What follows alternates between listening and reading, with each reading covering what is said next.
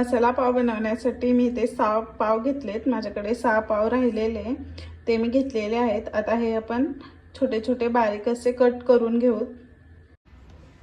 तर आता मी हे पाव छोटे छोटे पीसेस मध्ये कट करून घेते।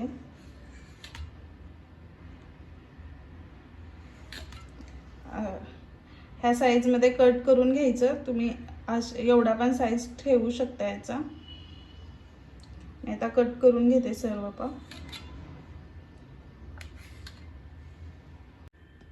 पाव कट करून झालेले आहेत माझे। बघू शकता तुम्ही याच्यापेक्षा छोटे किंवा मोठे तुम्हाला हवे त्या साइज मध्ये कट करून घ्या। इथे मी मसाल्यासाठी एक टोमॅटो, एक कांदा व थोडीशी कोथिंबीर कट करून घेतलेली आहे।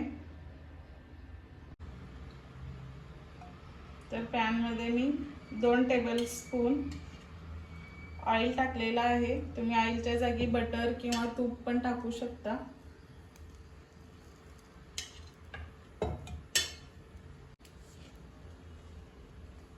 तेल गरम झालेला आहे। आता यामध्ये मी कांदा टाकून घेते।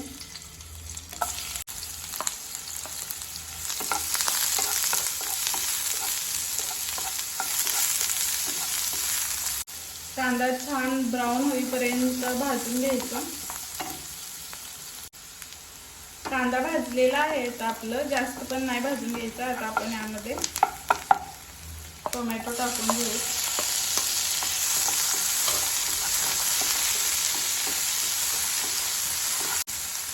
यामध्ये थोडंसं मीठ टाकते। तुम्ही टाकून घेऊ शकता।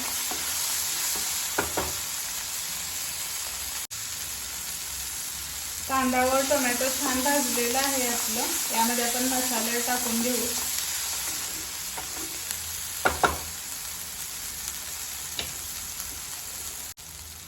आता मी यामध्ये थोडीशी हळद कलर येण्यासाठी थोडंसं टाकून घ्यायचं।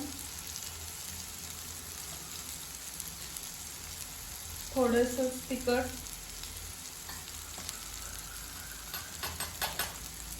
थोडं मी बॅडगी मिरचीचं तिखट टाकणार आहे।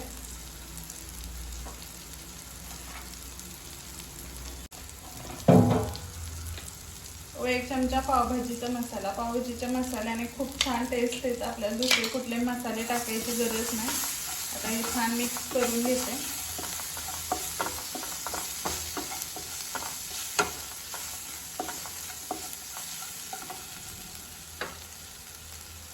आता आपण मिक्स करून यामध्ये पाव टाकून घेऊ।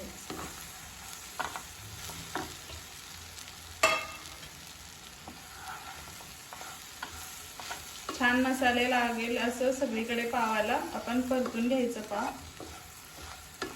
पूर्ण मसाला लागला पाहिजे।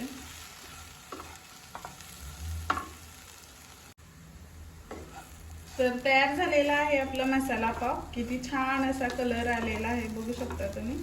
आता यावरती मी गार्निशिंग साठी थोडंसं कोथिंबीर टाकते। आता आपण हे एका प्लेट मध्ये काढून घेऊ। तर तयार झालेला आहे आपला मसाला पाव। बघू शकता किती छान असं झालेलं आहे। आपण संध्याकाळच्या वेळेस चहा सोबत किंवा सकाळी नाश्त्याला मुलांना बनवून देऊ शकतो। झटपट व सोपी रेसिपी आहे।